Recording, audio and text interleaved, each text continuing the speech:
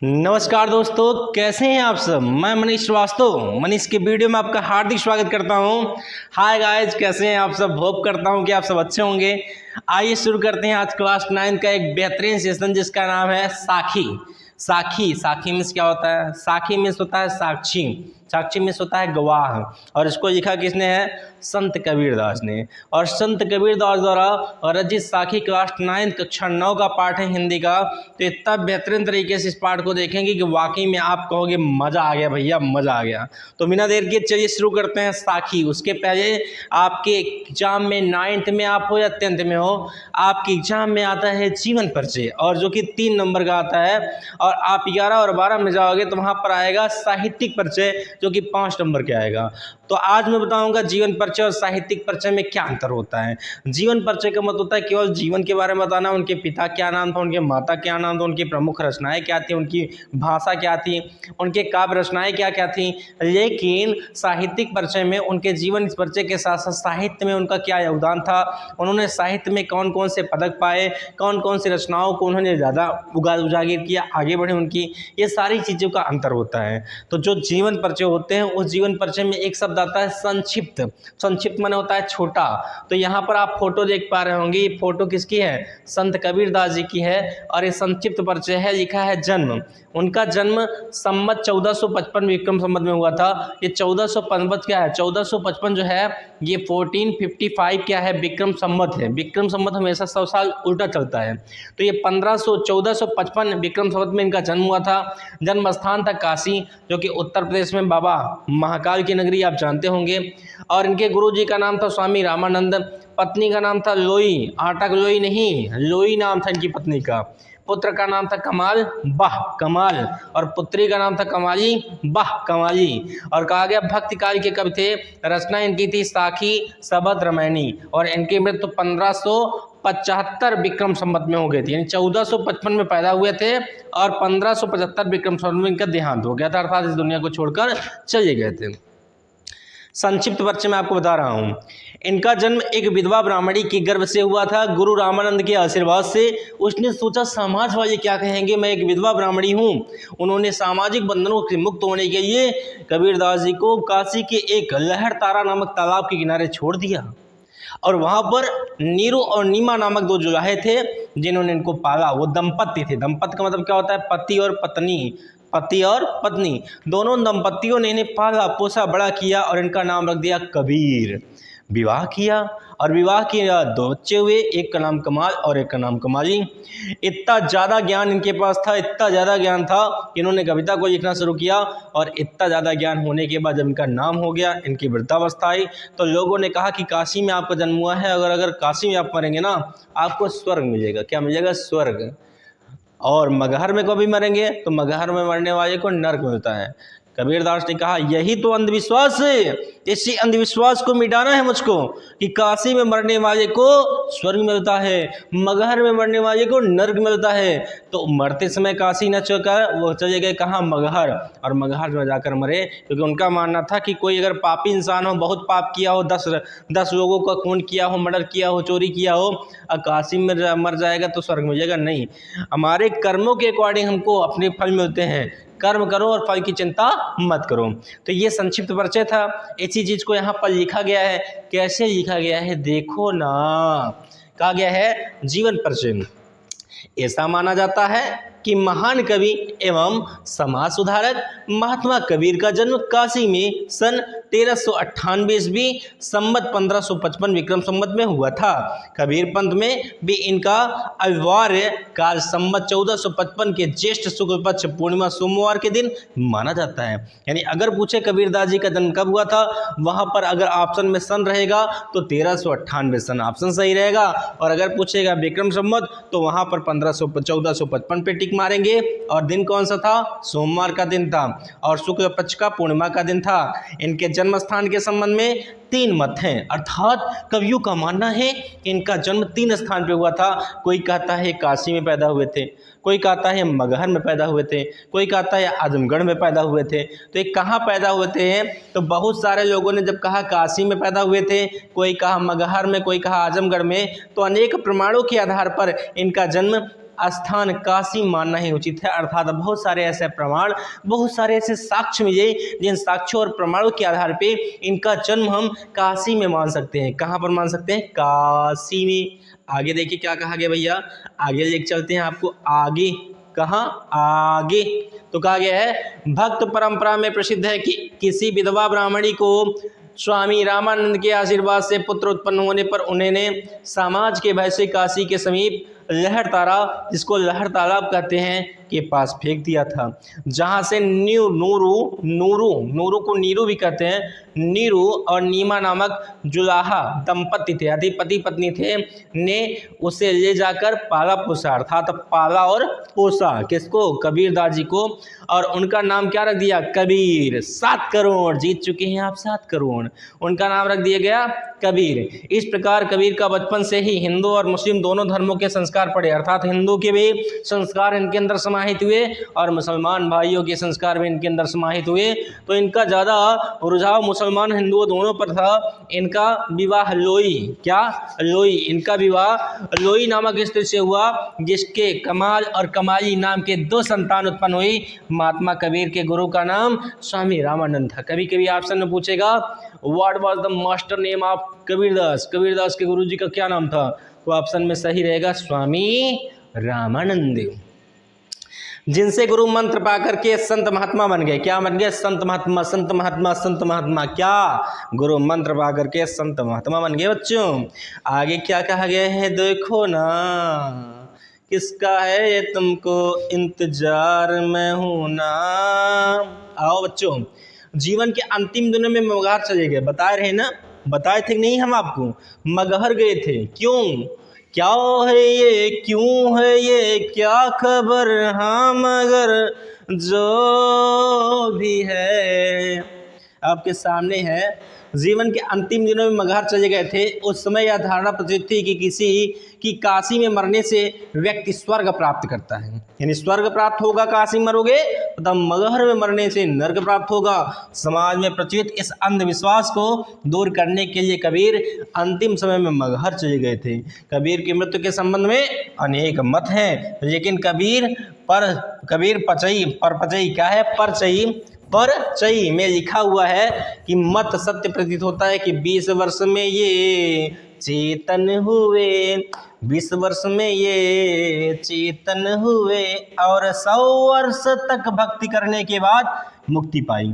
और 100 और 20 को जोड़ेंगे कितना हो जाएगा? 120, यानी 20 वर्ष के बाद इनका दिमाग एकदम डेवलपमेंट हो गया, एकदम चेतन हो गए और 100 वक्त तक भक्ति भजन किए। अर्थात कबीर ने 120 वर्ष की आयु पाई थी। संवत 1455 से 1575, यानी जन्म हुआ था कब? 1455 ईस्वी में, और मरे कब थे? 1555 विक्रम संवत। इसको माइनस करेंगे तो हम पाएंगे 120, यानी 120 वर्ष। तो 120 वर्ष व्यतीत किए थे। कबीर पंथ के अनुसार इनका मृत्युकाल संवत 1575 माघ शुक्ल एकादशी बुधवार को माना जाता है। मरे थे बुधवार के दिन, पैदा हुए थे सोमवार दिन।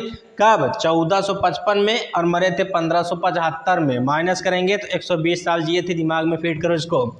इनके शव का संस्कार किस विधि से हुआ, इस बात को लेकर के हिंदू मुस्लिम में विवाद होने लगा कि भाई ये मुसलमानों को प्यार करते हैं, हिंदुओं को प्यार करते हैं, इनको दफनाया जाए या इनको जलाया जाए। बहुत दोनों में झगड़ा हो रहा था। तभी आकाशवाणी हुई ऊपर से कि देखो मेरे कफन को हटाकर, और देखा गया तो वहाँ पर कुछ नहीं थे, वहाँ पर कुछ फूल गिरे हुए थे। आधे फूल को हिंदुओं ने रख लिया, आधे फूल को मुसलमानों ने रख लिया, और ये कहानी हो गई समाप्त। और लिखा भी गया आगे देखो, इनका दाह संस्कार करना चाहते थे और मुसलमान दफनाना चाहते थे। इस क्वीदंती। आगे क्या है जी? तो देखो ना, कहा गया है के अनुसार जब इनके शव पर से कफन उठाया गया तो शव के स्थान पर पुष्प राशि ही दिखाई दी, जिसे दोनों धर्मों के लोगों ने आधा आधा बांट दिया और दोनों संप्रदाय ने उत्पन्न विवाद समाप्त हो गया बच्चा। तो ये था आपका जीवन परिचय, और इनकी रचनाएं हैं साखी, शबद, रामायणी, इनकी भाषा शैली है बच्चा। तो ऐसी सारी चीज़ों को आपको एग्जाम में लिखना है। यदि आपने अच्छे से लिख दिया तो आप पा गए 3 नंबर। कई नंबर? 3 नंबर। तो ये है साखी। साखी को अब मनीष पढ़ाएंगे। मनीष यानी कौन? मैं। और साखी यानी साक्षी। साखी मीन्स क्या होता है? साक्षी। साक्षी मीन्स क्या होता है? गवाह। क्या होता है? गवाह। थोड़ा जूम कर ले ताकि आपको सुंदर दिखे, अच्छा दिखे ना, तभी तो मजा आएगा भैया। तो ये है आपके पास साक्षी। साक्षी मीन्स क्या होता है? गवाह। तो बिना देर किए हुए शुरू करते हैं। साक्षी यानी गवाह। कहा गया साक्षी, साक्षी में होता है गवाह। क्या होता है? गवाह। तो आइए शुरू करते हैं। लिखा है पहला पदांश, सतगुरु हम सो रीझ कर एक कहा प्रसंग, सतगुरु हम सो रीझ कर एक कहा प्रसंग, बरसा बादल प्रेम का भीज गयो सब अंग कबीरा, भीज गयो सब अंग। ठीक है। सतगुरु, सत में होता है सच्चे, गुरु में गुरु, सच्चे गुरु ने, हम सु में हमसे, रीझ माने प्रसन्न, सच्चे गुरु ने हमसे प्रसन्न होकर के एक कहा प्रसंग, एक बात कही है। एक प्रसंग, प्रसंग में क्या होता है? बात। ते सतगुरु हमसो रीझ, रीझ माने होता है प्रसन्न, प्रसन्न माने खुश। तो सच्चे गुरु ने हमसे खुश होकर के हमसे एक बात कही है, जिस बात को सुनकर ऐसा प्रतीत होता है कि बरसा बादल प्रेम का, प्रेम रूपी बादल बरसा हो और भीज गया सब अंग, हमारा संपूर्ण अंग अंग भीग गया हो। जिस तरीके से आकाश से बारिश होने के बाद हमारे कपड़े हमारे शरीर से छपक जाते हैं, वैसे ही गुरु द्वारा, सच्चे गुरु द्वारा जो प्रेम रूपी बात हमें खुश होकर बताई गई है, उसे पाकर ऐसा लगता है कि आकाश से प्रेम रूपी बारिश हुई हो और उस प्रेम रूपी बारिश में हमारा अंग अंग भीग गया हो, हमारा अंग अंग भीग गया हो। आइए देखते हैं सेकंड नंबर क्या कहा, सेकंड नंबर क्या कहा गया जी? तो देखो जरा देखो क्या कहा गया है, राम नाम के पट तरे देबो कौ कचुनाई, क्या ले गुरु संतोषिए हंस रही मन माई, हंस रही मन माई। कहा गया राम नाम के पट तरे, अर्थात राम नाम के सिवा देवों का कुछ ना आए, मेरे गुरु को मुझे देने के लिए कुछ नहीं, अर्थात अपने गुरु को मैं क्या दूं, मेरे पास राम नाम के सिवा कुछ भी नहीं है। तो राम नाम के पट तेरे, अर्थात राम नाम के सिवा देवों का कुछ ना आए, मेरे पास गुरु जी को देने के लिए कुछ नहीं है। क्या ये गुरु संतोषी, अपने गुरु जी को क्या देकर संतोष दिलाऊं, हौस रही मन माए, हौस माने होता है अभिलाषा, ये अभिलाषा मेरे मन में बार बार आ रही है कि गुरु जी को क्या दे के संतोष दिलाऊं, क्या दे के संतोष दिलाऊं, क्या दे के संतोष दिलाऊं, क्योंकि मेरे पास राम नाम के सिवा कुछ नहीं है, मेरे पास राम नाम के सिवा कुछ नहीं है। बोल सियावर रामचंद्र की जय।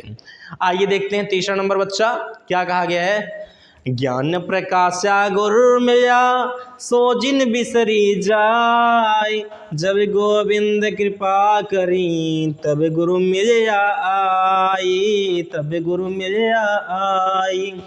ज्ञान के प्रकाश को बढ़ाने के लिए गुरु मिलिया, गुरु मिलते हैं। गुरु कैसे मिलते हैं, क्यों मिलते हैं, क्या है ये, क्यों है ये, क्या खबर, हाँ मगर।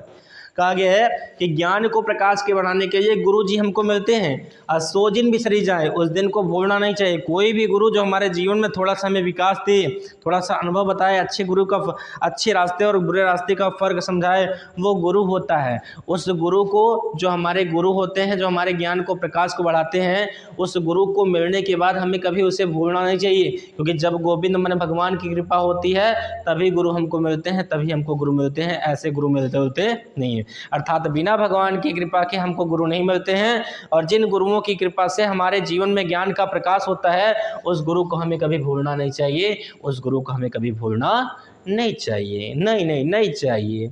तो आगे देखिए क्या कहा गया है, माया दीपक नर प्रतंग, अरे भ्रम भ्रम वे पड़ंत, कहे कबीर गुर ज्ञान थे एक आधि उबरंत, एक आधि उबरंत।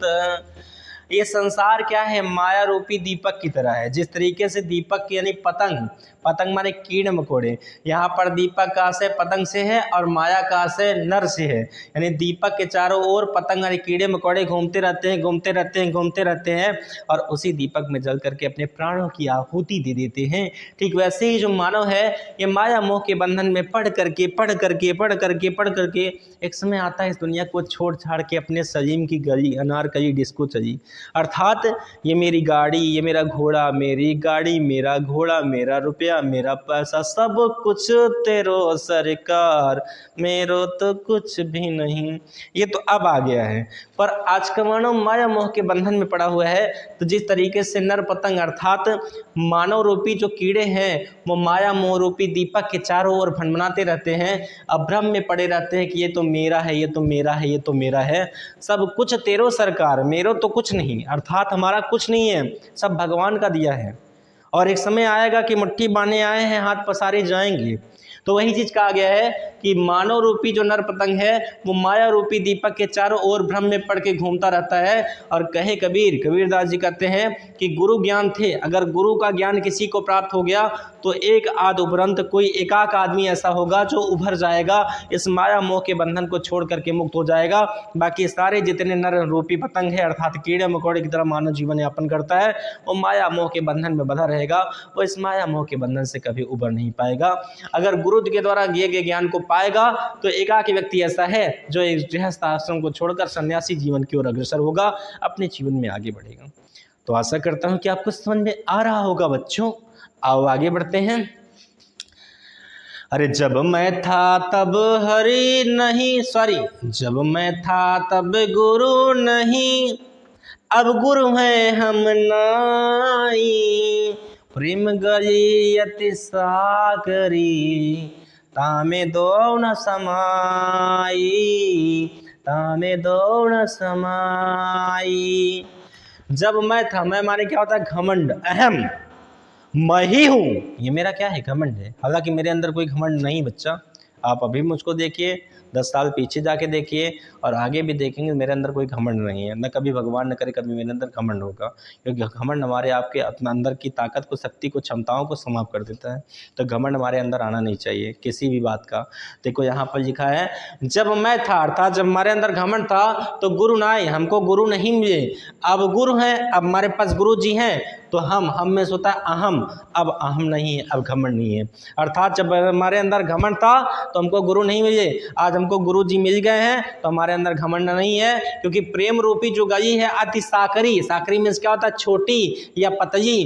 प्रेम रूपी जो गई है बहुत छोटी है, बहुत साकरी है, तामे दो न समाये, उसमें दोनों नहीं समा सकते। अर्थात घमंड और गुरु एक गई में नहीं समा सकते, क्योंकि प्रेम रूपी जो गई है बहुत साकरी है, बहुत ही छोटी है। या तो घमंड ही रहेगा या तो गुरु रहेंगे। क्योंकि जब मेरे अंदर घमंड था तो गुरु मुझे नहीं मिले, अब गुरु जी में मिल गए हैं तो मेरे अंदर घमंड नहीं है। क्योंकि प्रेम रूपी जो गई है अति साकरी, छोटी है, उसमें दोनों नहीं समा सकते। दोनों का मतलब कौन?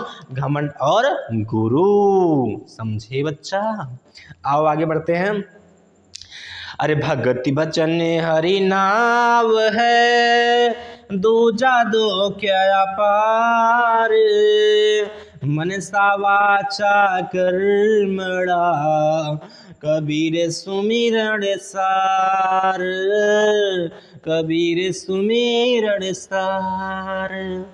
भगति वचन हरि नाम है। अगर भक्ति भजन करनी है तो हरि नाम अर्थात भगवान के नाम की करिए। हरि माने भगवान श्री कृष्ण।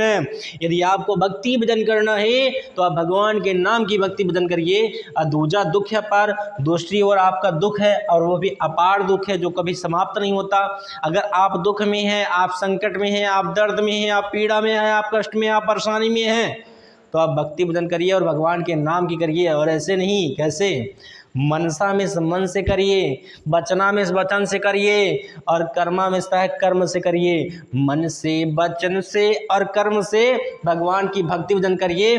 कबीर सुमिरन सार, कबीर दास जी कहते हैं सुमरिए, भगवान को याद करिए, यही संसार का सार है। सार में होता है रहस्य, नहीं सोचो दुल्हन का भाई, नहीं, सार में होता है रहस्य, यही संसार का रहस्य है। अगर आपके पास दुख हो, संकट हो, पीड़ा हो, कष्ट हो, परेशानी हो, मुसीबत हो, तो आप भक्ति भजन करिए और भगवान के नाम की भक्ति भजन करिए। और मन से करिए, वचन से करिए, कर्म से करिए, तब आपके दुख दपार हो जाएंगे। जो अपार दुख है ना वो नष्ट हो जाएंगे, समाप्त हो जाएंगे। जाओ जाओ, दुख हट जाओ यहाँ से। दुख हट जाएगा जब मन से, कर्म से, वचन से भगवान के नाम की भक्ति भजन करोगे बच्चा। आगे देखिए क्या कहा गया है। कबीर चित चमकिया, चहु दिस लागी लाई, हरि सुमिरन हाथ खड़ा, बेगू ले हूँ बुझाई, बेगू ले हूँ बुझाई। कबीरदास जी कहते हैं चित्त, चित्त माने होता है हृदय। क्या होता है हृदय?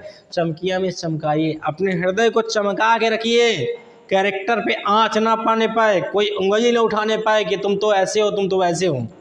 वे कैरेक्टर जो होता है ना सफेद दुपट्टे की तरह होता है, अगर दाग लग गया तो उसना छूटेगा नहीं।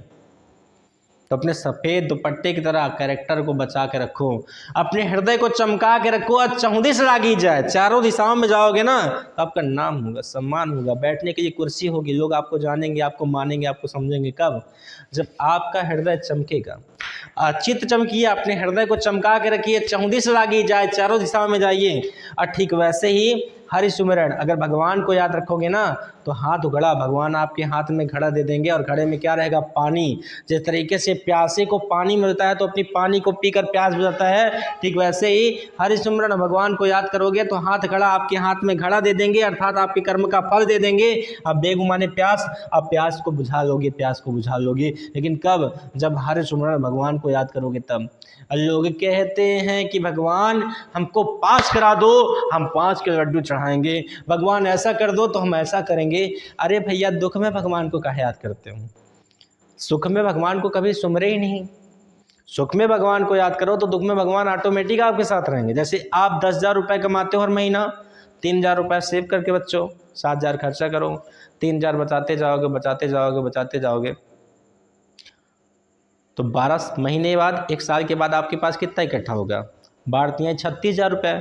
और भगवान न करे आपका एक्सीडेंट हो गया या मेरा ही एक्सीडेंट हो गया, मैंने ही पैसे को बचा के रखा है, तो 36,000 से मैं अपना इलाज तो करवा सकता हूँ। अब मेरे पास वो पैसा सेव नहीं रहेगा, मैं तो उसके सामने हाथ फैलाऊंगा, भैया आप 10 दे दो, आप 10 दे दो, आप 10 दे दो ना, ऐसे ही तो करूँगा। लेकिन अगर मैं बचा के रखा रहूँगा तो भाई पैसा मुझको काम देगा। ठीक वैसे यश होता है, अच्छाइयाँ होती हैं। अगर आप खुश हो, प्रसन्न हो, अच्छे दिन हैं आपके, तो भगवान को याद कर लो ना। अगर भगवान को याद किए रहोगे तो दुख में भगवान को याद करने की आवश्यकता नहीं पड़ेगी, वो आपके लिए खड़े रहेंगे कि मैं हूं ना, किसका है तुमको इंतजार, मैं हूं ना। भगवान कहेंगे, वीडियो कॉलिंग करेंगे, मैसेज से बात करना उनसे। कहा गया है कि आगे बढ़ते हैं, इतना तो समझ में आ गया होगा आपको। आगे कहा गया है, असड़िया छाई पड़ी, हाय हाय हाय, असड़िया छाई पड़ी, अरे पंथ निहारी निहारी। असड़िया छाई पड़ी, पंथ निहारी निहारी, जी बढ़िया छाला पड़ा, राम पुकारी पुकारी, राम पुकारी पुकारी। आंखों में छाई पड़ गई, आंखों में क्या पड़ गई? छाई। नहीं कहो लक्ष्मी काजल लगाएंगे ना, अखिया में छाई पड़ गई है। अब पंथ को निहारते निहारते, रास्ते को देखते देखते कि इसी रास्ते से भगवान जी आएंगे, उस रास्ते को देखते देखते आंख में छाई पड़ गई है और जीभ में छाला पड़ गया है, राम जी को पुकारते पुकारते। तो ऐसा भक्ति भजन करो, ऐसा मन में विश्वास रखो कि भगवान जी को फ़ोन करेंगे, भगवान जी उठाएंगे, वीडियो कॉलिंग होगी, बातचीत होगी। कब? जब हृदय साफ होगा तब। बच्चा, आंखों में झाई पड़ गई है पंथ के रास्ते को निहारते निहारते, और जीभ में छाला पड़ गया है राम के नाम को पुकारते पुकारते पुकारते पुकारते पुकारते पुकारते। आइए आगे बढ़ते हैं। कहा गया है, झूठे सुख को सुख कहे हाँ, झूठे सुख को सुख कहे हाँ, मानत है मन मोद, जगत चबैना काल का, कछमुख में कछ गोद, कछमुख में कछ गोद। झूठे सुख को सुख है, जो व्यक्ति झूठे सुख को सुख कहता है। आप ट्रेन से यात्रा कर रहे हो, नीचे बैठे हुए हो, दरवाज़ा बंद है, दरवाजे में शीशा लगा है, फ़ोटो खींचकर व्हाट्सएप पर डाल दिए कि एसी नंबर फर्स्ट में यात्रा कर रहे हैं। सब ने स्टेटस देखा और किसी ने मैसेज कर दिया, अरे भैया एसी नंबर फर्स्ट नहीं, दरवाजे के बगल बैठ के फ़ोटो डाले हो। आपका मुंह बन गया ऐसे। क्यों? क्योंकि आपने झूठे सुख को सुख कह दिया। तो झूठे सुख को सुख कहे मानत है मनमोद। यदि आप झूठे सुख को सुख कह रहे हो तो आप किसको मना रहे हो जानते हो? अपने मन को मना रहे हो, अपने मन को मना रहे हो। अरे मैं तो ठीक हूँ, मैं तो अच्छा हूँ ना। क्योंकि आपने झूठे सुख को सुख कहा है और अपने मन को मना रहे हो। लेकिन ध्यान दो, जगत चमैना काल का, ये संसार को जो चमैना है अर्थात जो समय हमारे साथ खेलेगा खेल, कुछ मुख में कुछ गोद, कुछ तो आपके मुख में रहेगा कुछ तो आपके गोद में रहेगा, अर्थात ना आप कुछ कह पाओगे ना कुछ बोल पाओगे। जैसे एग्जाम्पल के मान लो मेरे बर्थडे हो, मेरा क्या हो बर्थडे, अब मैं अपने दोस्त की थार मांगूँ कि आजा आजा बर्थडे पार्टी करूँगा, अब वो थार दे दिया, पूरा दिन मैं घूमूँ, पूरा दिन घूमूँ थार, मौसी किया, बुआ किया, चाची किया, दोस्त किया, यहाँ किया वहाँ किया, शाम को गाड़ी उसकी गर्म हो जाए। अब मुझे तो उसका पता ही ना हो सिस्टम क्या कैसे करना है, क्योंकि कोई भी गाड़ी है या कोई भी यंत्र है चला कर कुछ देर रुक दो गाड़ी ठंडी हो जाए। अब पूरा दिन चलाए गाड़ी एकदम गर्म हो गई, अब केक काट रहे हैं हो करके, अब गाड़ी में थार में लग गई आग, अब वो आग बुझ ही नहीं रही, गाड़ी जल के हो गई राख। तो अब झूठे सुख को सुख है, पूरा जगह सब घूमे टहले स्टेटस लगाए कि हमारे पास थार है ये है वो है, और शाम को गाड़ी जल के राख हो गई। अब लोगों को क्या जवाब देंगे कि जो थार खरीदे थे वो जल के राख हो गई, और दोस्ती और किसको, अपने दोस्त को क्या समझाएंगे भैया मेरी वजह से ऐसा हुआ, उसको क्या कहेंगे, उसको पैसा देंगे या क्या करेंगे। तो झूठे सुख को अगर सुख कहोगे तो आप अपने मन को मनाओगे, और जो संसार रूपी चबैना आपके पास आएगा ना तो कुछ कह नहीं पाओगे, कुछ कह नहीं पाओगे, कुछ कह नहीं पाओगे। आशा है कि आपको समझ में आया होगा। बिना देर की आगे बढ़ते हैं। जब मैं था तब हरी नहीं नहीं, अब हो रही है मैं नाई, सब अंधियारा मिट गया जब दीपक देखा माही, दीपक देखा माही। जब मैं था, मैं में क्या होता है घमंड, मैंने बताया ना अभी कि मैं में होता है घमंड। जब मेरे अंदर घमंड था तो हरि माने भगवान हमको नहीं मिले, भगवान हमको नहीं मिले, और अब हरि हैं अर्थात अब हमारे हृदय में हरि वास किए हैं, तो मैं नाई अर्थात हमारे अंदर घमंड नहीं है। सब अंधियारा मिट गया, मेरे अंदर का संपूर्ण अंधकार मिट गया जब दीपक देखा। मैं जब अपने हृदय के अंदर जो दीपक है उसको देखा, तो मैंने अपने हृदय के अंदर जब दीपक को देखा तो मेरे अंदर का अंधियारा मिट गया, क्योंकि मेरे अंदर जब घमंड था तो भगवान मुझको नहीं मिले। आज भगवान मुझको मिल गए तो मेरे अंदर घमंड नहीं है, क्योंकि भगवान कहीं होते होते नहीं है, भगवान आपके हृदय में वास करते हैं। आप पहचानोगे तो आपको भगवान मिल जाएंगे, आप भगवान मिल जाओगे, लेकिन आप पहचानोगे नहीं तो आपको कोई मिलेगा नहीं। अपने अंदर आत्मा से देखो, महसूस करो, आप कोई काम कर रहे हो वो काम गलत हो तो ऑटोमेटिक अंदर से आवाज़ आती नहीं ये काम सही नहीं है, आप इसको मत करो। क्यों आवाज़ आई? वाईफाई कनेक्शन है, हॉटस्पॉट है, वीडियो कॉलिंग कर रहे हो भगवान से नहीं, वो अंदर आपके भगवान का वास है कि गलत करोगे तो वो क्या करेंगे, सिग्नल देंगे वाइब्रेशन की ये काम गलत है बच्चा। आगे देखिए आगे है, कबीर कहा गरबी यो यो ऊंचे देखिए आवास, काली पर्यों भ्यों लोटड़ा ऊपरी जाम्यो घास, ऊपरी जाम्यो घास। कबीरदास जी कहते हैं कहाँ गरबिया, काहे घमंड करते हो, ये है वो है, ऐसा है वैसा है, ऐसा कर दूंगा वैसा कर दूंगा ना, काहे गर्व करते हो, काहे घमंड करते हो। और ऊंचे देखिए बस, मेरा घर 1 तल्ला 2 तल्ला 3 तल्ला 5 मंजिला 20 मंजिला, इलाहाबाद में, लखनऊ में, कानपुर में ना, काहे गर्व करते हो अपने ऊंचे आवास को देखकर। अकाल परों में लौटला, मरने के बाद कल या परसों, आज कोई मरेगा कोई कल परसों मरेगा, तो काल परों भो लौटला, भो में जमीन, जमीन में ही लेटना पड़ेगा आपको, और ऊपर जहाँ में घास, और हमारे मज़ार पे हमारे जहाँ हमको दफन किया जाएगा वहाँ पर ऊपर घास जम जाएगी। तो घास कभी नहीं कहेगी ये आप तो अमीर हैं, आप तो लखपति हैं, आपके ऊपर मैं नहीं जमूंगी, ऐसा कभी वो कहेगी नहीं। बात समझ में आया भैया? आगे कहा गया है, एहू ऐसा संसार है जैसे सैंबल फूल, दिन 10 के व्यवहार को झूठे रंग न भूल, झूठे रंग न भूल। यह एक ऐसा संसार है, यह एक ऐसा संसार है जैसे सैमल का फूल। ये सैमल का फूल क्या होता है? सैमल का फूल का मतलब होता है जो सुबह खिलता है और दोपहर में गिर जाता है। तो ये संसार सैमल की फूल की तरह है। इस संसार में अगर आए हो तो दिन 10 के व्यवहार, आप कुछ समय के लिए आए हो। आदमी 70 साल में मर जाता है, 20 साल के हो गए तो आप किसी दुश्मनी करना शुरू कर दिए, नहीं भैया। आप 70 साल 60 साल की इस दुनिया में आए हो, 10 दिन के लिए आए हो, और झूठे रंग न भूल, आप झूठे रंग में मत भूल जाइए अपने आप को कि आप यहाँ जिंदगी भर रहेंगे, नहीं। आपको समय के लिए आए हुए हैं, जब तक के लिए आए हैं लोगों से व्यवहार रखिए, प्रेम से बात करिए, कोई घमंड न रखिए, कोई भाव न रखिए, क्योंकि संसार सहमल के फूल की तरह है। कब किसके साथ कौन सी घटना हो जाए, कब इस दुनिया को छोड़कर भगवान के सामने कोई चला जाए, कोई बता नहीं सकता बच्चा। आगे अंतिम पैराग्राफ है आपके सामने, ये रहा लिखा है, एह्यों सर चेता नहीं हाँ पशु जो पाली दे, राम नाम जाड़ा नहीं अंत पड़ी मुख से, अंत पड़ी मुख से। यही अवसर चेता नहीं, जिसने अवसर को नहीं चेता, अवसर यानी समय की मर्यादा को नहीं समझा, समय की मंजिल को नहीं समझा, महत्व नहीं समझा कि what is the importance of time, समय का क्या महत्व है। समय आइसक्रीम की तरह होता है, कोई खाता है तब भी पछताता है और नहीं खाता तब भी पछताता है। तो समय आइसक्रीम की तरह होता है, जो समय को नहीं चेता, समय के महत्व को नहीं समझा और पशु के सामने अपने पशु के समान अपने शरीर को, देह को पाला पोसा। भाई पशु क्या करते हैं, खाते पीते हैं, फिर वो गोबर करते हैं, वैसे मानव भी है, खाए पिएगा फिर गोबर करेगा। ऐसे ही अगर करेगा तो अपने पशु के समान शरीर को पालेगा। और राम नाम को अगर नहीं जान पाया तो अंत उसमें मुख खुला रहेगा, मुख खुला रहेगा, मुख में मच्छी जाती रहेगी, आती रहेगी, जाती रहेगी, आती रहेगी और कुछ भी हो पाएगा नहीं। आशा करता हूँ कि समझ में आया होगा। 2 पैराग्राफ और है, देखते हैं ध्यान से और फिर टॉपिक को ख़त्म करते हैं। क्या है ये, क्यों है ये, क्या खबर, हाँ मगर, जो कुछ है आपके सामने है, देखते हैं ध्यान से।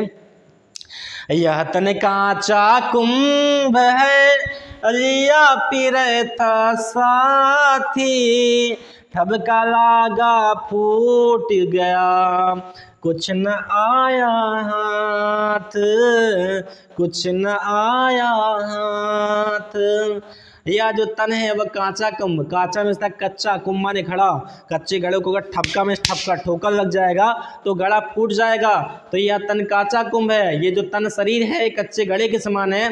या फरे था साथ, हम इसको लेकर घूमते हैं कि शरीर हमारा है, अरे बड़ा सुंदर है, ऐसा है वैसा है, हैंडसम है, बॉडी बिल्डर है, 6 पैक है ना। ये तन कच्चा है और एक कच्चे घड़े के समान है। ठबका में अगर ठोकर लग जाएगा तो घड़े के समान ये शरीर भी फूट जाएगा, कुछ न लागे हाथ, और कुछ भी हाथ में आने वाला नहीं है। जिस तरीके से खूब अच्छा गड़ा हो, धक्का लग जाएगा, फूट जाएगा तो उसको जरूरत पे फेंक देना पड़ता है, ठीक वैसे शरीर है।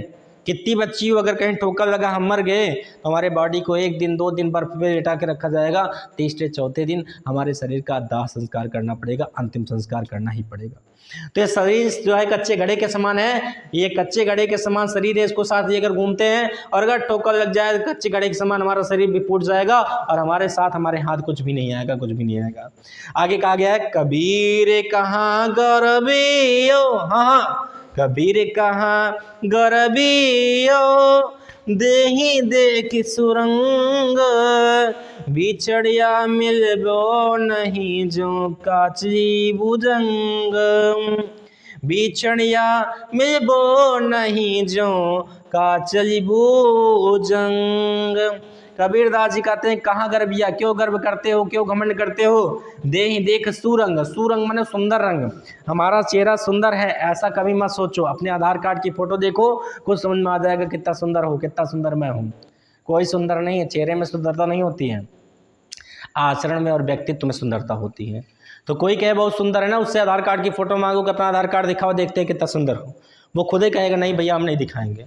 तो कहा कबीरदास जी कहते हैं, कहाँ गर्व भैया, क्यों गर्व करते हो। देही में शरीर, सुरंग में सुंदर रंग, शरीर के सुंदर रंग को देखकर क्यों घमंड करते हो। बिछड़बा मिलबो नहीं, अगर ये शरीर का सुंदर रंग बिछड़ गया तो नहीं मिलेगा जो कचली भुजंग, जैसे आपका सांप अपने किचली को अगर छोड़ देता है तो दोबारा नहीं पहन सकता, ठीक वैसे ही शरीर का अगर सुंदर रंग अगर निकल गया तो दोबारा आप उसको नहीं पा सकते। जैसे शादी विवाह होता है तो एक बार नहीं होता, बार बार नहीं होता, एक बार शादी विवाह होता है।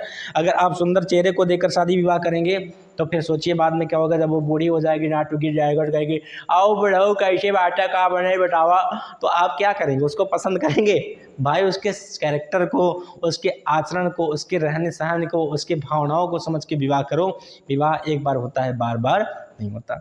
तो ये था आज का टॉपिक। मैं मनीष श्रीवास्तव आपकी इस वीडियो में आपका हार्दिक स्वागत करता हूं। आपने पूरी वीडियो को देखा, बहुत बहुत धन्यवाद आपका, हृदय की गहराइयों से धन्यवाद। मैं ऐसे ही वीडियो को लाता रहूँगा। 9th 10th 11th 12th के जो हमारे साथी हैं, अगर आपको हिंदी और इंग्लिश में कहीं समस्या है आप कमेंट करेंगे, मैं वीडियो प्रोवाइड करूँगा। स्पीकिंग की क्लास भी शुरू कर दिया हूँ, थोड़े से आपके सपोर्ट की आवश्यकता है। आशा करता हूँ कि आपको वीडियो सुनना होगा। अगर आपको वीडियो सुनना होगा और वीडियो पर आप नए हैं तो चैनल को ज़रूर से ज़रूर सब्सक्राइब करें, बेल आइकन को ज़रूर दबाएँ और लाइक करें, कमेंट करें। मिलते हैं अगले वीडियो में, तब तक के लिए धन्यवाद। जय हिंद, जय भारत, जय श्री राम।